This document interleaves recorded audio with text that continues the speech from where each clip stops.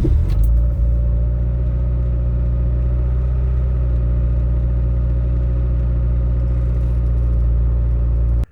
this is the unit here. As soon as you start your car up, it will automatically connect to your Android Auto or Apple CarPlay. This is the main menu. So it shows your time and then the radio. These are the apps that I have on the home screen. You can change these as well. YouTube is here. Music. This is the amplifier or the equalizer is what it's supposed to be called. These are the main settings.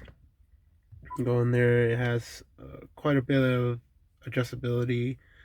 Anything you can basically do on an Android tablet, you can do here with the added options for car.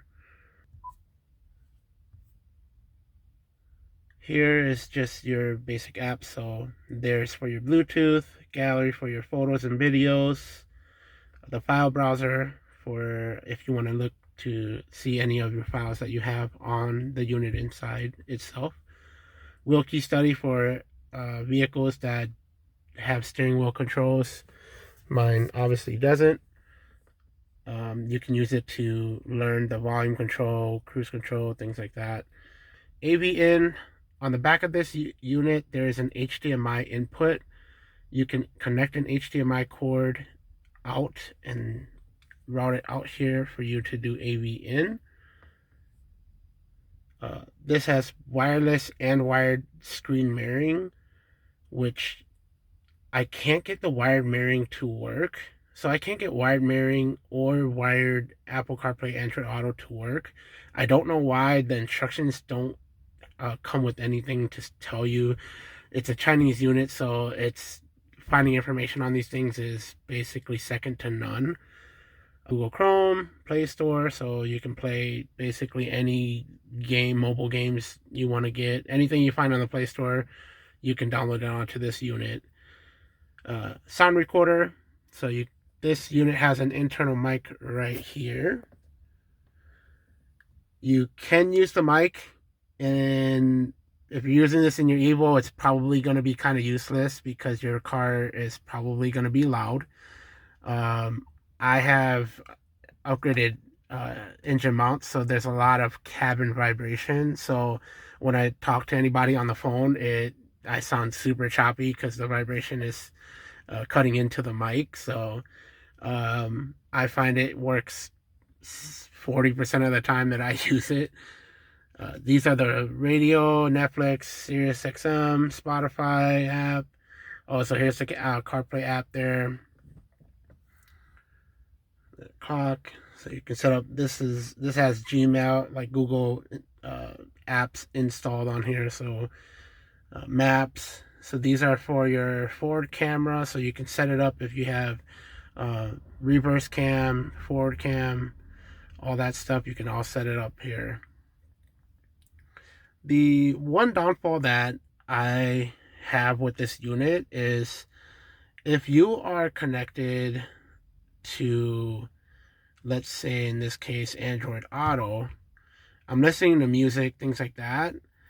There isn't a physical volume button. So the only way you can control, let's say I'm listening to music, the only way you can control volume is you have to swipe down, hit the volume button, and then change it from here.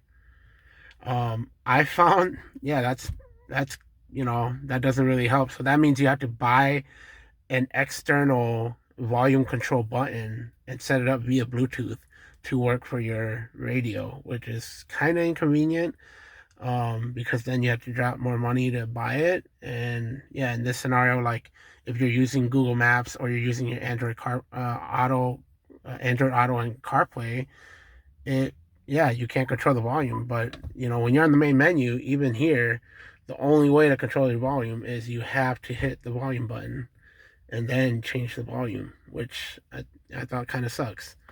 This is the upgraded unit, so it has a 2K resolution screen. I saw some reviews on the base model, and the base model has the buttons that you can use to control the volume. So I don't know why they didn't integrate that into this display or this unit, but that to me it's kind of dumb. I mean, you physically you do it's a unit, it's a head unit, so you know that you're going to need to control volume inside the car. So I don't like that you have to hit another button to control your volume. That's to me it's a no-go. So this came pre-installed with like a navigation app. The navigation app is pretty trash.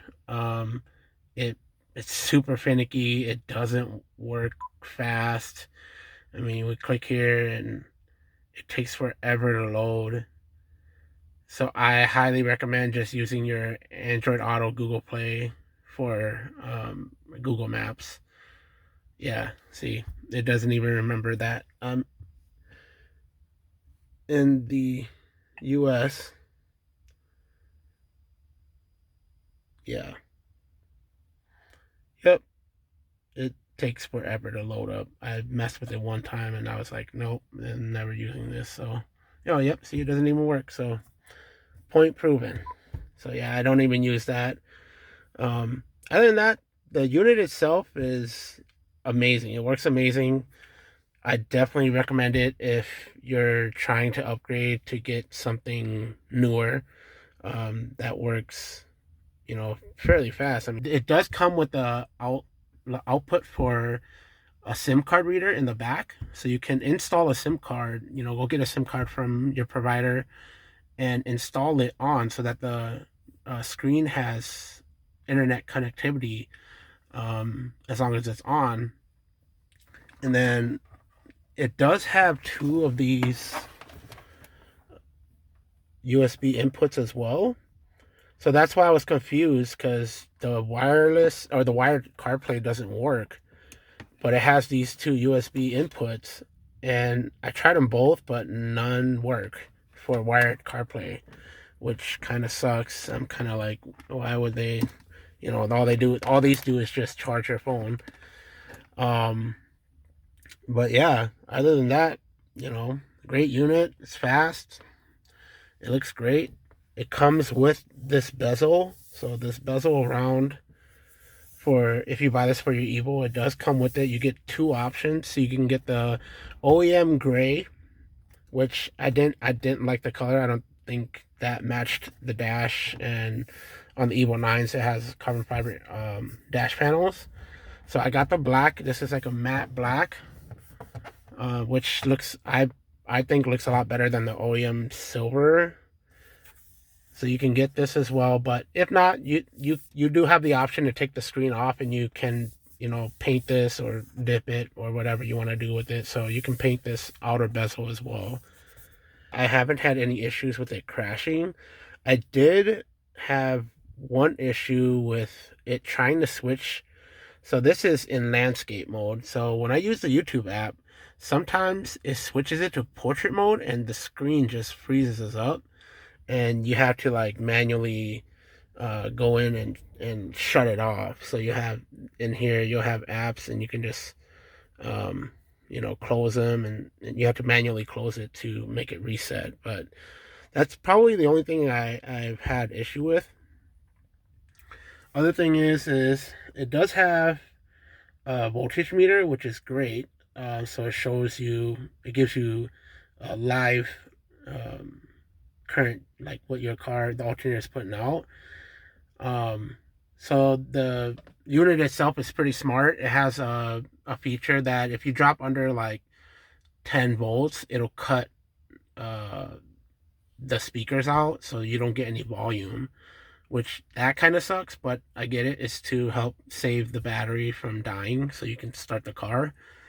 Um, I was yeah, one day I was like installing it. I just had the car on the on position. It wasn't started, and I was messing around and I was trying to play music and it wasn't coming out. And I thought like I had a defective unit, but that's what it is. So yeah, if you had to, I think it's like 10.5 volts. It'll cut off the speakers, and then I believe if you go under that, then the unit will just shut off itself. So that's something to keep an eye out for. But other than that, you have, this, like I said, this unit is great. It has full adjustability. If I can't wait to see what you can do with. So a buddy of mine reached out and we were talking about if you have like a Haltech ECU, you can install the Haltech app to get live reading from your vehicle. So I don't have an Haltech ECU, but I would love to try it just to see how well it operates on this unit. My buddy was talking about it. He was showing me. So, I thought, that is a pretty genius idea. So if you have like a newer ECU, a standalone ECU, and you have an app that you can download to see if it works or not, I'm sure it'll probably work for this because this is basically a smartphone in your vehicle. So, yep, but it's a great unit. We got this for 2 months now. So, like I said, if you have any questions, leave it in the comments or message me. I'll try my best to get to you. And yeah, we'll see you in the next video.